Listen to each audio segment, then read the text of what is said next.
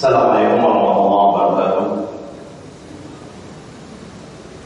Alhamdulillahil rahman al-manani bi jami'il ni'am khalaqal insana wa 'allamahu al-bayan. Asyhadu an la ilaha illallah wahdahu la syarika lah, lahul mulku wa hamdu wa huwa 'ala kulli syai'in qadir. Wa asyhadu anna Muhammadan 'abduhu wa rasuluhu ad-da'i ila رضوان الرحمن وعلى آله الطيبين وأصحابه غر الميامين والتابعين لهم بإحسان إلى يوم الدين. أما بعد، قال الله تعالى: يا أيها الذين آمنوا اتقوا الله حق تقاته ولا تموتن إلا وأنتم مسلمون.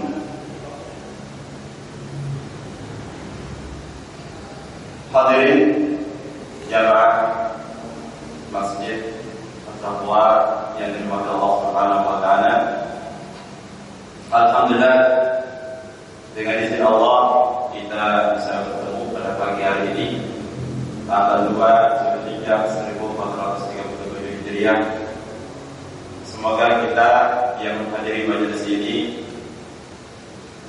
termasuk di antara yang disebutkan oleh hadis Rasul sallallahu alaihi wasallam, yaitu orang-orang yang senantiasa mendapatkan curah rahmat dari Allah, yang senantiasa dinaungi oleh para malaikat Allah, dibanggakan oleh Allah Subhanahu wa taala di hadapan para malaikatnya. Hari ini adalah hari kedua bulan Zulhijjah. Kita bersyukur karena ini merupakan kesempatan bagi kaum muslimin untuk meningkatkan amal soleh, untuk memanfaatkan sebaik mungkin 10 hari pertama bulan Zulhijjah ini dengan mengerjakan ragam amal soleh yang disunahkan oleh Nabi kita Muhammad SAW. Bulan Zulhijjah adalah salah satu di antara 4 bulan yang diagungkan oleh Allah Subhanahu wa taala. Salah satu bulan yang disebutkan oleh Rasulullah SAW dalam hadisnya. Dan sebagaimana tadi kita sama-sama telah dengarkan tilawah dalam surah At-Taubah ayat 36, Allah Subhanahu wa taala menyebutkan inna iddatash syuhur 'indallah 12. Sesungguhnya bilangan bulan di sisi Allah itu adalah sebanyak 12 bulan. Yauma khalaqas samawati wal ardh, yaitu sejak Allah menciptakan langit dan bumi. Minha arba'atun hurum, di antara 12 bulan yang Allah Subhanahu wa taala ciptakan, ada 4 bulan di antaranya yang hurum, yang haram, yang diagungkan fi kitabillah, dalam ketetapan Allah Subhanahu wa taala. Fala tadlimu fihinna anfusakum, maka janganlah kalian menganiaya atau menzalimi diri kalian sendiri pada bulan-bulan yang disebutkan tadi. Kemudian Rasulullah SAW menjelaskan secara rinci firman Allah ayat 36 surah Taubah ini dalam hadis yang diriwayatkan oleh Imam Ahmad. Salatun mutawaliyah, yaitu 3 bulan yang berturut-turut merupakan bulan haram: Dzulqa'dah, Dzulhijjah, wal Muharram. Kemudian Rajab, Muharram, baina Jumada wa Sya'ban. Itu bunyi hadisnya, bahwasanya ada 3 bulan haram yang disebutkan secara berturut-turut, yaitu Dzulqa'dah, Dzulhijjah, dan Muharram. Kemudian Rajab yang ada di antara bulan Jumadal Akhir dan Sya'ban. Dan luar biasa dalam ajaran kita bahwa Allah Subhanahu wa taala mengawali tahun Hijriah ini dengan bulan Muharram, di mana bulan Muharram itu disunahkan juga untuk kaum muslimin untuk berpuasa sunnah, yang kita sering dengar dengan istilah Asyura, yaitu setiap tanggal 10 Muharram atau Tasu'a, tanggal 9 Muharram. Jadi Allah SWT mengawali tahun Hijriah dengan bulan yang mulia, dan Allah menutup tahun Hijriah juga dengan bulan yang diagungkan, yaitu bulan ini Dzulhijjah. Dan di bulan ini juga disunahkan oleh Rasulullah SAW agar kita berpuasa, terutama sekali adalah puasa pada saat haji wukuf di Arafah, yaitu pada tanggal 9 Dzulhijjah. Rasulullah mengatakan, "Nahnu ahaqqu bi Musa bikum." Kami ini lebih berhak terhadap Musa dibandingkan kalian. Dan disebutkan dalam ayat Al-Quran bahwasanya Allah Subhanahu wa taala memang menyelamatkan Nabi Musa dari Bani Israil dari Fir'aun. Maka Nabi Musa pun berpuasa dalam rangka mensyukuri peristiwa yang sangat besar ini. Wa anjahum min ali Fir'aun yasumunakum su'al 'adzab yudhabbihuna abna'ahum wa yastahyuna nisa'ahum. Dan ingatlah tatkala Allah selamatkan kalian dari Fir'aun, su'al 'adzab, dari seburuk-buruknya siksaan yang ditimpakan Fir'aun kepada Bani Israil. Apa itu siksaan? Yudhabbihuna abna'ahum. Fir'aun pada waktu itu menyembelih anak-anak laki-laki kalangan Bani Israil. Karena kekhawatirannya ada seorang laki-laki yang nantinya akan menghancurkan kekuasaan singgasana Fir'aun dari kalangan Bani Israil rakyat sendiri. Nah, Allah Subhanahu wa taala membuat suatu skenario yang luar biasa yang tidak bisa disadari oleh Fir'aun. Nabi Musa dibesarkan di laut, justru di dalam kerajaan Fir'aun itu sendiri. Dan nanti ketika Allah mengangkatnya sebagai nabi, maka mimpi Fir'aun itu menjadi satu kenyataan yang sangat pahit. Di sini makanya Rasulullah SAW berpuasa pada setiap 10 Muharram tersebut. Namun disebutkan bahwasanya kita berpuasa bukan hanya pada tanggal 10 Asyura, yang insya Allah kita bulan depan akan memasuki mudah-mudahan. Tetapi disunahkan untuk berpuasa pada hari Tasu'a, yaitu hari 9. Ini berdasarkan hadis sahih ya, bahwasanya para sahabat memberitahukan bahwasanya pada tanggal 10 itu orang-orang Yahudi sudah terbiasa untuk berpuasa. Dan Rasul tidak ingin umat ini mengikuti ajaran agama lain.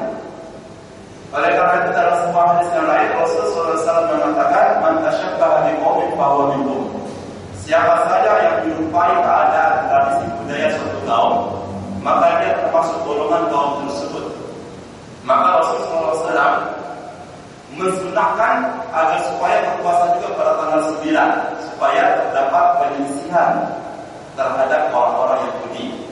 Jadi bisa tanggal 9 plus tanggal 10-nya, karena pada tanggal 10 itu Rasulullah SAW berpuasa. Atau juga tanggal 11 dari 3 juga bisa. Yang jelas pada intinya adalah kita yang menyelisih cara ibadah orang-orang Yahudi dalam puasa, khususnya masalah puasa Asyura ini.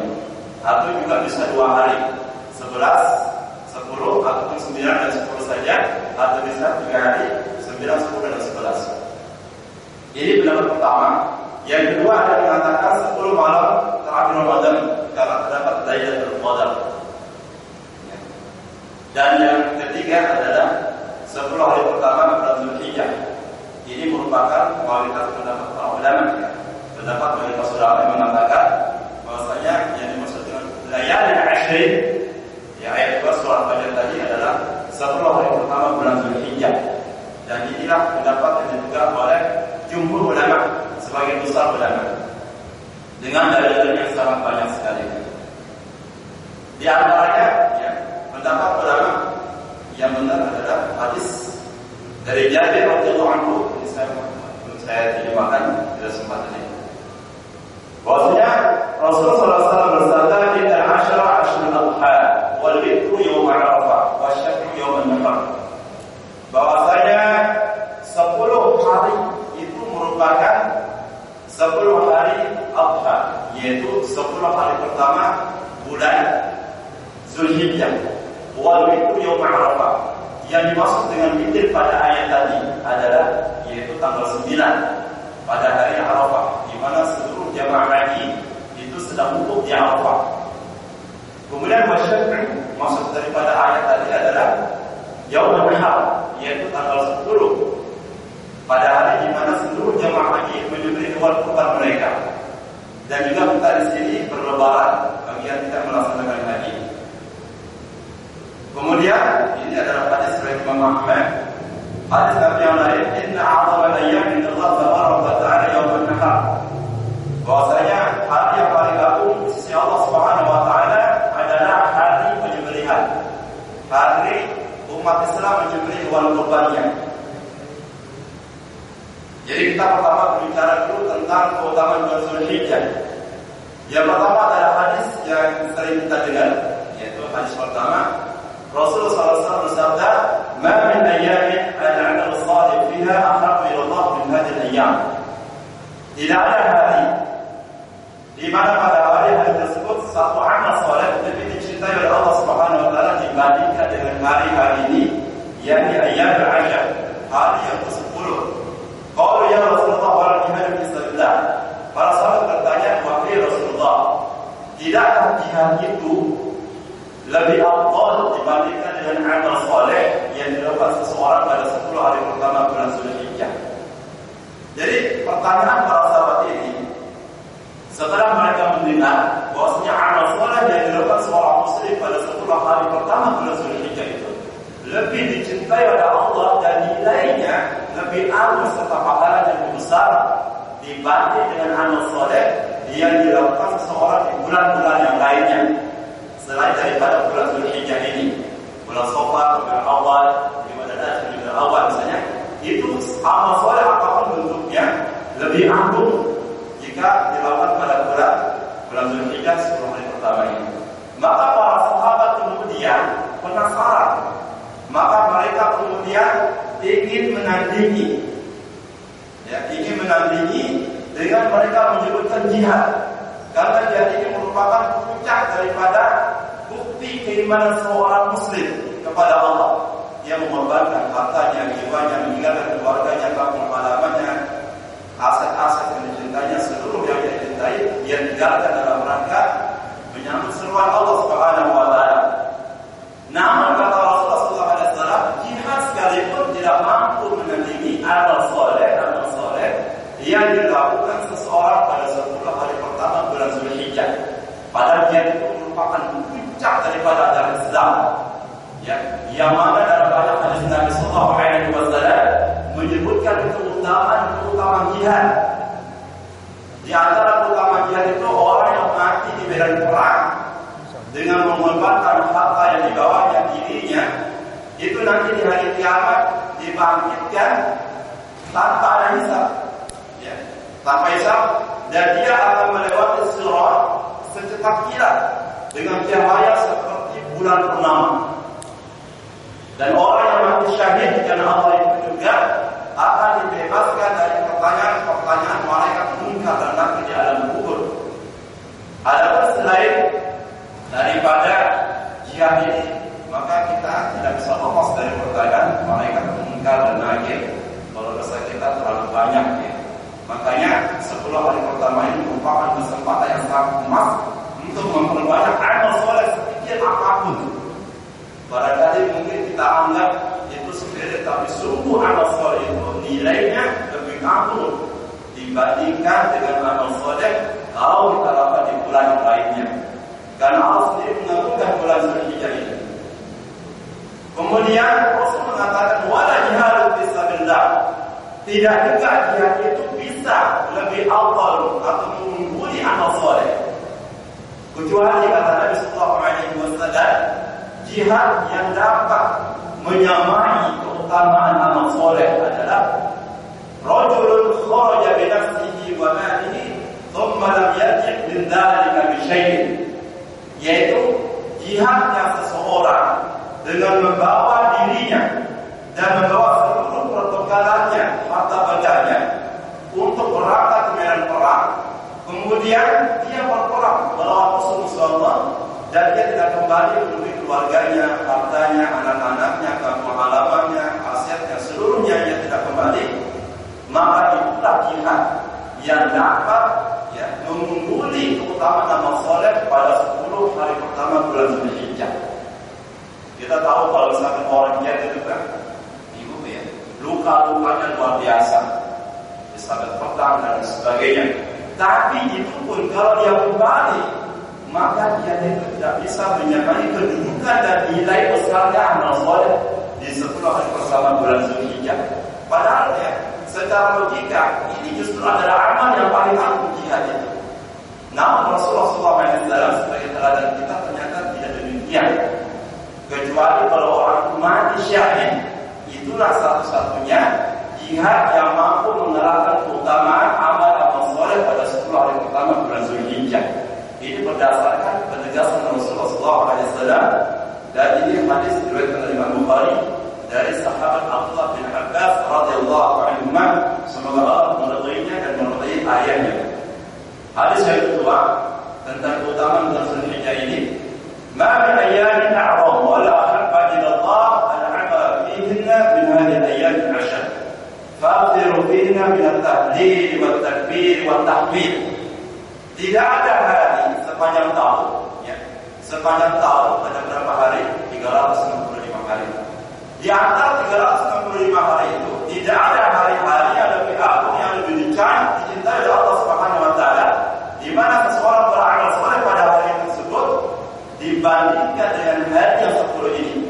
Oleh karena itu kata Nabi, kita memperbanyak tahlil, yaitu ucapan la ilaha illallah, takbir Allahu Akbar, dan tahmid yaitu alhamdulillah. Yang seperti yang kita ucapkan Allahu Akbar, Allahu Akbar, la ilaha illallah, Allahu Akbar, Allahu Akbar, walillahil hamd. Ini juga hadis ini menerangkan tentang keutamaan 10 hari pertama bulan Zulhijjah. Hadis riwayat Imam Ahmad dari Abdullah bin Umar radhiyallahu anhu. Kemudian hadis yang ketiga, Rasulullah bersabda, "Afdhalul ayyam yaum Arafah." Bahwasanya seutama-utama hari itu adalah hari Arafah. Ini merupakan puncak dari seluruh rangkaian ibadah haji. Oleh karena itu, seseorang bisa meninggalkan salah satu daripada aktivitas haji atau kegiatan haji ataupun yang wajib haji, tetapi dia harus mengeluarkan dam. Dam itu dalam bahasa artinya darah.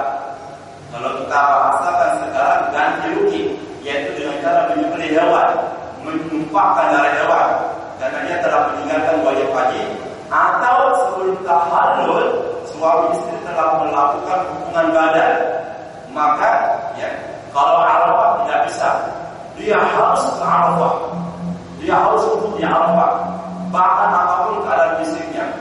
Kalau misalkan dia pakai kursi roda, maka dia harus digiring ke Arafah. Arafah itu luar biasa. Sampai-sampai Rasulullah SAW dalam salah satu riwayat, beliau itu berdoa pada asar sampai menjelang maghrib. Jadi pada asar sampai maghrib, kalau sekarang kita konversikan sekitar 2 jam lebih, berdoa kepada Allah dalam khusyuknya, mengangkat tinggi-tinggi kedua tangan beliau. Apa doanya? Masya Allah, tentunya adalah doa kebaikan untuk umat ini. Kalau kita ini doa 1 menit, 5 menit, betul-betul ya.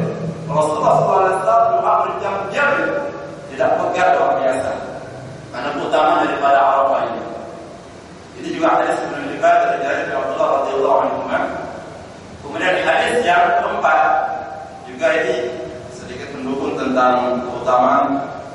Inna 'azama al-ayyam inda Allah tabaraka wa ta'ala yaum an-nahar. Sesungguhnya hari yang paling agung di sisi Allah Subhanahu wa taala adalah hari Nahar, yaitu hari penyembelihan hati. Riwayat Abu Dawud dari Abdullah bin Umar radhiyallahu anhu.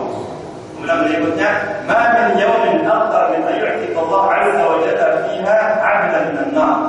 Tidak ada hari di mana Allah Subhanahu wa taala lebih banyak dan lebih sering membebaskan seorang hamba dari api neraka dibandingkan dengan hari ini. Ma min yawmin Arafah wa innahu la yadnu thumma yubayyin bihil malaikah. Allah Subhanahu wa taala berfirman kepada para malaikat, ma min yawmin Arafah, bahwasanya ia mendengar kepada malaikat dan membanggakan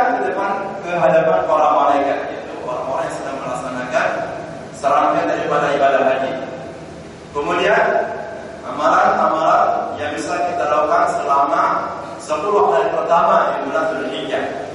Yang pertama adalah haji dan umrah. Ini merupakan puncak daripada amal soleh pada 10 hari pertama bulan Dzulhijjah.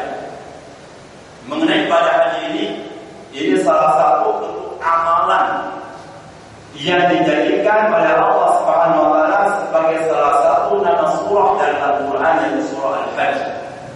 Ibu-ibu kalau misalkan bawa Al-Qur'an, silakan untuk membuka surah Al-Hajj itu ya. Allah Subhanahu wa taala di situ banyak menerangkan dalam beberapa ayat dalam surah Al-Hajj ini tentang keutamaan amalan-amalan yang dilakukan seorang hamba pada bulan haji ini. Ya. Yang pertama di sini surah Al-Hajj ayat 27 tentang haji. A'udzubillahi minasyaitonir rajim. Wa'adzin fil nas bil hajj ya'tuka rijalan wa 'ala kulli dhamirin ya'tina min kulli fajjin 'amiq. Dan sampaikanlah kepada manusia agar mereka melaksanakan ibadah haji sehingga mereka datang dengan cara berjalan kaki ataupun mengendarai unta-unta yang lurus. Mereka datang dari segala penjuru yang sangat jauh. Ini adalah awalnya ketika Nabi Muhammad SAW selesai meninggikan fondasi Baitullah, maka beliau diperintahkan oleh Allah Subhanahu wa taala untuk menyampaikan kepada manusia sehingga sampai dengan detik ini tidak terbatas jumlah seluruh umat manusia, jutaan mereka memakmurkan Baitullah. Haji ini disebutkan dalam beberapa hadis Nabi yang tentang keutamaannya. Dia mengatakan al-umratu ya al-umratu kafaratun lima bainahuma wal hajjul mabrur laysa lahu jazaa'un illa al-jannah. Bahwasanya umrah berikutnya, artinya selain umrah adalah dapat menggugurkan dosa-dosa yang dilakukan di antara umrah-umrah berikutnya itu. Dan haji yang mabrur balasannya yang pantas untuknya adalah surga. Haji yang mabrur ini bukan sekedar kita melaksanakan haji atau kita rutinitas melaksanakan haji setiap tahun, tapi bagaimana upaya kita haji kita supaya mabrur, sehingga pulang ke Indonesia sudah berubah ya. Tidak lagi pergi ke dukun misalnya, atau tidak pergi ke tukang ramang atau membakar kemenyan atau dan sebagainya. Itu rusak hajinya. Padahal haji itu telah mengeluarkan banyak sekali biaya, kemudian fisik. Dan haji ini salah satunya amalan yang membutuhkan 2 syarat sekaligus, ya, yaitu fisik dan kemampuan secara ekonomi. Ini menunjukkan bahwasanya orang yang berhaji telah mengeluarkan banyak pengorbanan fisik dan harta. Kalau puasa Ramadan, dia dibutuhkan secara fisik. Kalau zakat hanya harta, tidak melibatkan fisiknya. Tapi haji dua-duanya. Ya. Maka pantas ya Rasulullah menjanjikan surga untuk mereka yang memperoleh haji mabrur. Ini haji ini sebenarnya singkat waktunya, hanya dari tanggal 8 yaitu Yaum Tarwiyah namanya, di mana pada tanggal 8 itu jamaah haji langsung segera menuju Mina. Di Mina itu dia menginap di situ, melaksanakan sholat zuhur dan asar dengan cara jamak takdim, digabungkan atau dimajukan, dan qasar dipangkas, ya, disingkat 4 menjadi 2 rakaat. Kemudian maghrib dan isya juga dijamak, digabungkan, dimajukan ke waktu maghrib, dan yang dipangkas atau dikosor adalah sholat isya 2 rakaat. Kalau maghrib tidak bisa dipangkas, ya. Kalau main pangkas saja bahaya. Subuh dipangkas 1 rakaat, maghrib pangkas jadi 1,5 rakaat. Gimana rupanya? Nah, jadi yang dipangkas itu hanyalah 3 sholat, zuhur, asar, isya. Setelah itu tidak bisa dipangkas-pangkasnya. Nah, kemudian setelah tanggal 8, para jamaah haji itu ya langsung menuju ke Arafah tanggal 9. Tanggal 9 itu jatuh pada hari apa? Kalau sekarang tanggal 2, berarti 7 hari ke depan. Tanggal 1 ya, tadi Sabtu ya. Hari Sabtu 7 hari ke depan. Nah, itu hari Sabtu itu insyaallah jamaah haji wukuf di Arafah. Karena inti daripada pelaksanaan haji itu adalah wukuf di Arafah. inti haji itu adalah wukuf di Arafah. Jadi bagaimanapun kata jamaah haji itu harus wukuf di Arafah. Kalau yang lain boleh ya tinggalkan, tapi kalau wukuf jangan sampai ditinggalkan, karena ia merupakan rukun haji. Kalau ditinggalkan maka harus mengulang hajinya tahun depan.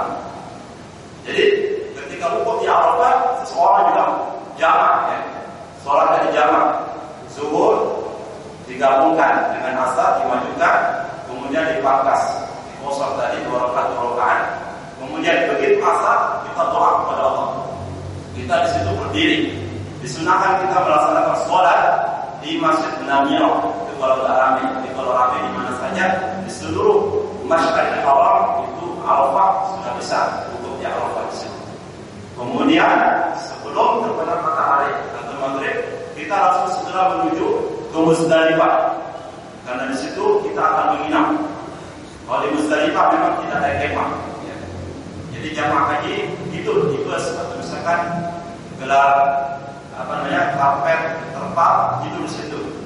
Dan maghrib serta isyanya tidak dilakukan di Arafah, kita akhirkan. Ya, di Muzdalifah itu kita akhirkan sholatnya.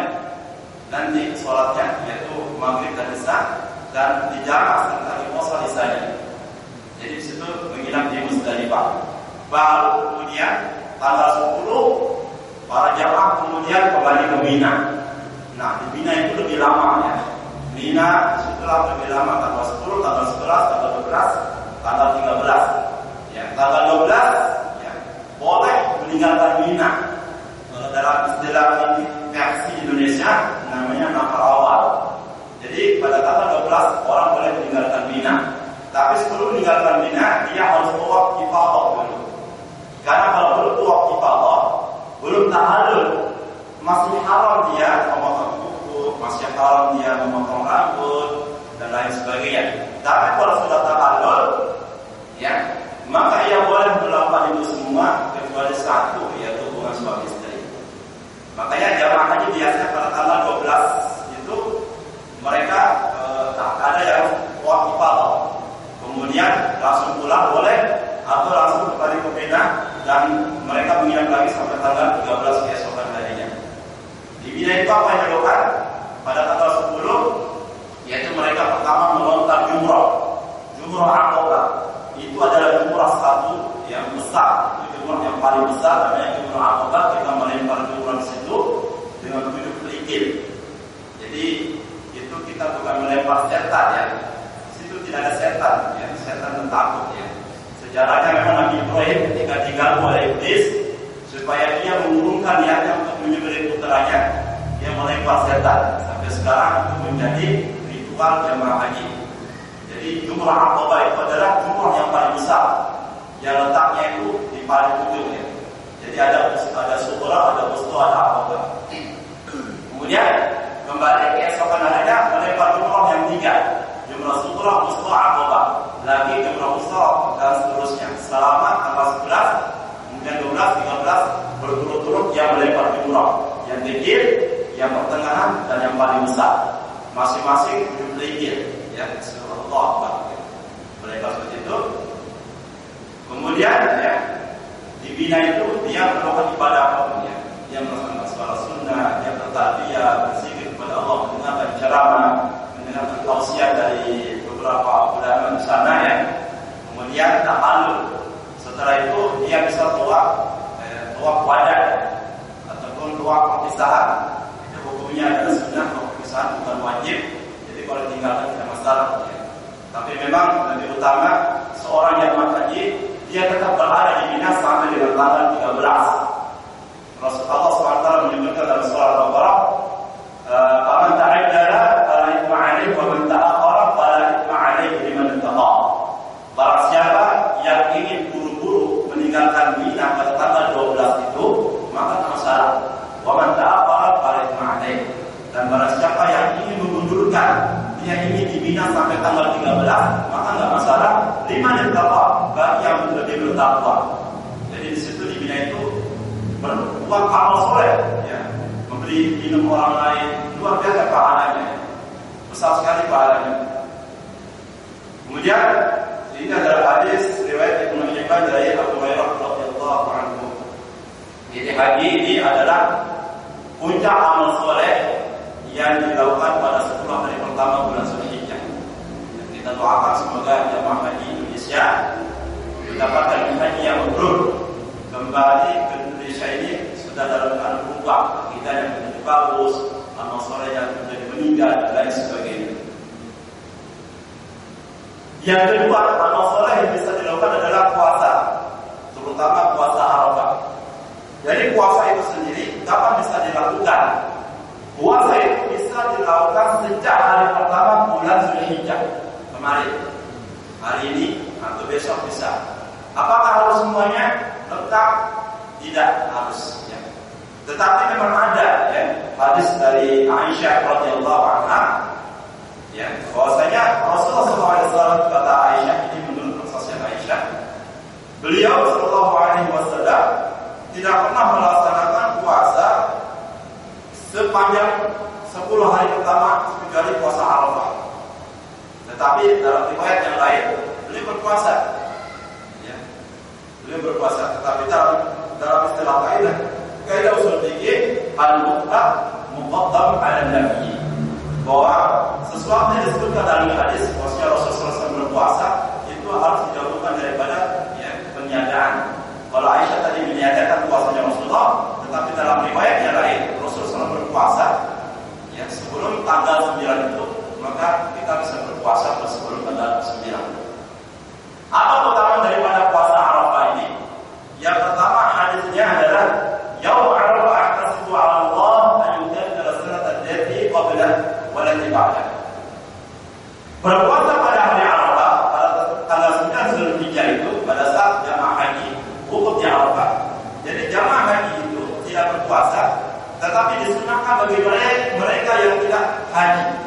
Itu disunahkan untuk melaksanakan puasa Arafah. Ini luar biasa. Kalau kita memang tidak berpuasa pada 8 hari pertama tidak masalah, tapi kita berupaya jangan kita meninggalkan puasa pada tanggal 9 ini. Pada puasa Arafah ini jangan ditinggalkan, karena besar sekali pahalanya.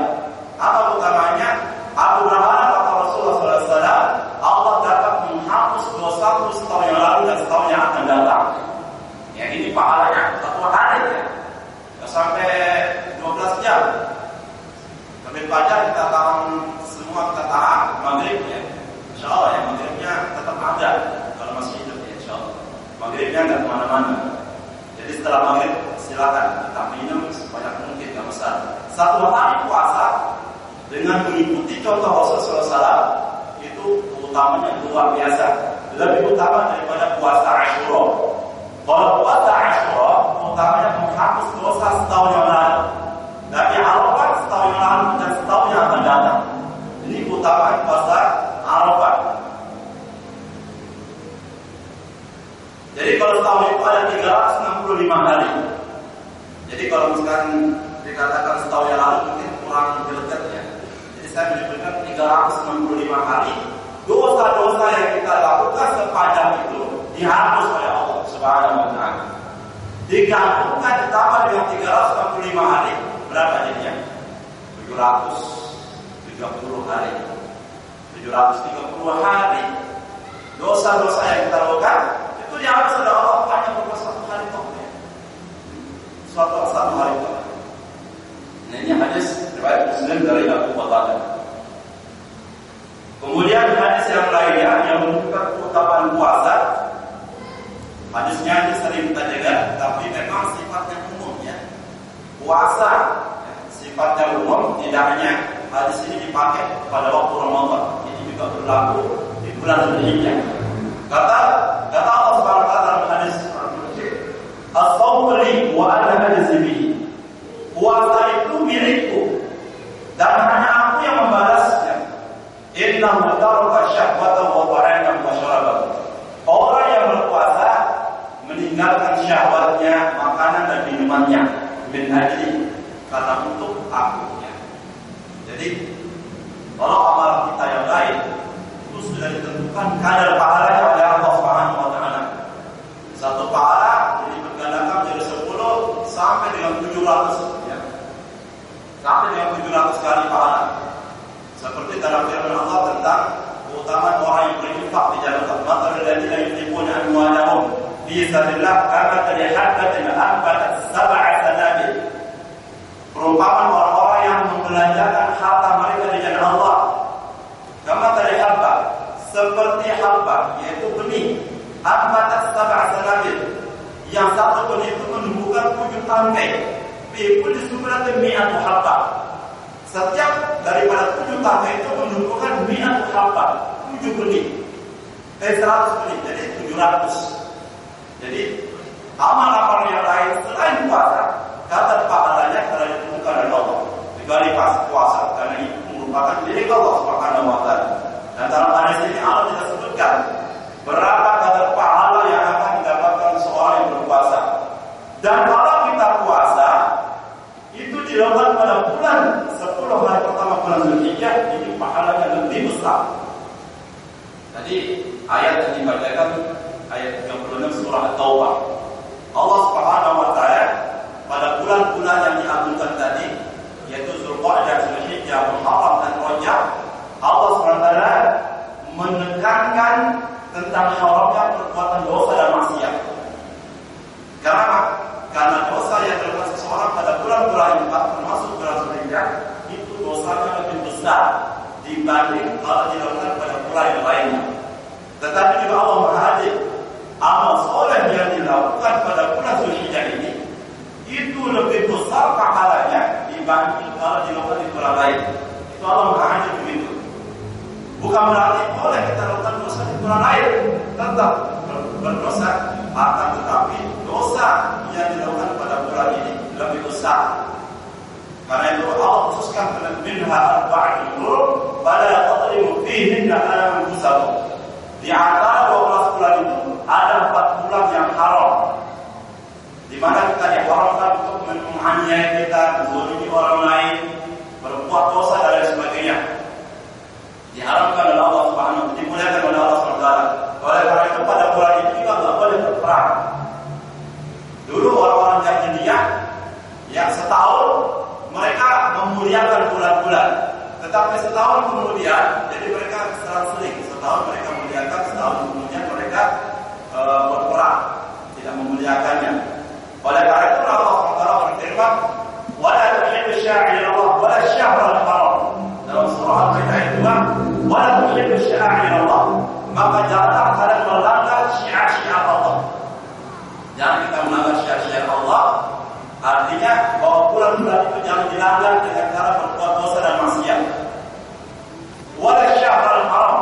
Dan janganlah kalian melanggar dengan perbuatan maksiat dan dosa pada bulan-bulan yang haram.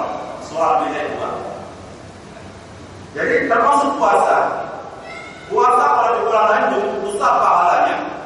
Lebih-lebih kalau kita lakukan pada bulan ini 10 hari pertama, Allah tidak sebutkan berapa pahalanya, dan kalau dilakukan kita tidak tahu berapa besar pahala yang kita peroleh. Karena kita lakukan pada bulan yang sangat dimuliakan Allah Subhanahu wa taala, bulan Zulhijjah. Kemudian hadis yang ketiga, "Ma min 'abdin yasumu yawman fi sabilillah illa ba'ada Allah bi dhalika al-yawm wajhahu min an-nar 70 kharifah." Tidaklah seorang hamba berpuasa 1 hari saja di jalan Allah, melainkan dengan puasa itu Allah akan menjauhkan wajahnya dari neraka sejarak 70 tahun perjalanan. Luar biasa. 1 hari berpuasa di jalan Allah itu pahalanya disebutkan di sini apa namanya? 70 kharifah, yaitu Allah menjauhkan wajahnya dari neraka. Bagaimana kalau ini kita lakukan di bulan Zulhijjah? Ini luar biasa. Ya. Hadis ini riwayat muttafaqun alaih dari Abu Sa'id Al-Khudri radhiyallahu anhu. Jadi Nabi SAW menunjukkan wajah, karena wajah ini adalah yang paling pertama menyaksikan neraka. Jadi kalau kita sudah melihat dengan mata kepala bagaimana dahsyatnya siksa neraka, yang Allah SWT sediakan untuk orang-orang yang durhaka, maka akan merasakan penderian yang luar biasa sehingga bisa mempengaruhi tubuh kita. Tapi Allah SWT di sini secara khusus menunjukkan wajah untuk menyelamatkan. Artinya kita tidak akan melihat neraka. Ya. Kalau kita melihat neraka menyedihkan, Allah SWT akan membuat kita tidak bisa melihat neraka, sehingga yang kita lihat adalah surga.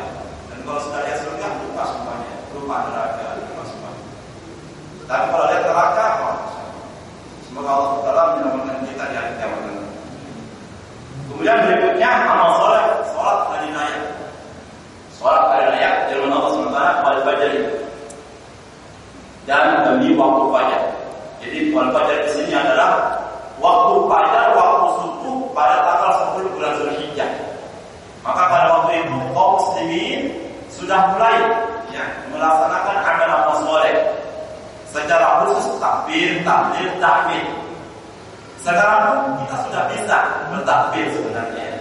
Nanti akan kita jelaskan itu takbir itu bagaimana. Jadi sholat hari raya dalilnya adalah hadis Rasulullah SAW. Anna Rasulullah SAW kana yakhruju yawm al-fitr hatta yat'am wa kana la yat'amu yawm an-nahar hatta yarji' fa ya'kul min dhanihatihi. Bahwasanya Rasulullah SAW tidak keluar pada waktu sholat Idul Fitri sebelum makan. Jadi beliau makan dulu. Ini sebagai tanda bahwasanya puasa telah habis, untuk meyakinkan kepada orang-orang bahwa hari ini tidak ada lagi puasa. Hari ini adalah sholat hari raya, sehingga disunahkan untuk makan. Ya, tapi makanya jangan banyak-banyak, hanya untuk pertanda bahwasanya puasa Ramadan telah usai. Nanti makanya satu piring, dua piring. Jadi begitu sholatnya ngantuk ya. Jadi ini sebagai pertandanya. Dan beliau pada waktu hewan kurban hari Idul Adha tidak pergi, tidak makan sampai beliau menyelesaikan sholat Idul Adha. Ini kebalikannya. Maka beliau begitu pula bisa makan dari hewan kurban yang beliau sembelih. Jadi antara hikmahnya supaya makanan pertama yang kita rasakan adalah hewan kurban yang kita sembelih. Ini termasuk adalah sunnah. Jadi begitu sholat selesai kita menyembelih hewan, segera kemudian memasak dan sebagainya. Lalu setelah itu kita bisa makan. Dan ini kita akan mendapatkan pahala yang luar biasa. Hadis ini adalah Tirmidzi dan Uzaimah dari Abu Hurairah. Jadi termasuk sholat hari raya atau hari Idul Adha ini lebih besar daripada nilai daripada hari raya Idul Fitri. Mengapa demikian? Karena sholat hari raya ini merupakan salah satu rangkaian daripada ibadah kurban dan rangkaian daripada ibadah-ibadah yang lainnya yang sebelumnya. Seperti tahlil. Pada hari pertama bulan Zulhijjah, seseorang sudah bisa melaksanakan rangkaian ibadah soleh. Kemudian dirangkaikan lagi dengan sholat Idul Adha ini. Ini sholat Idul Adha lebih utama daripada sholat Idul Fitri. Dan Allah Subhanahu wa taala mengatakan, "Inna a'tainaka al-kautsar, fasholli li rabbika wanhar."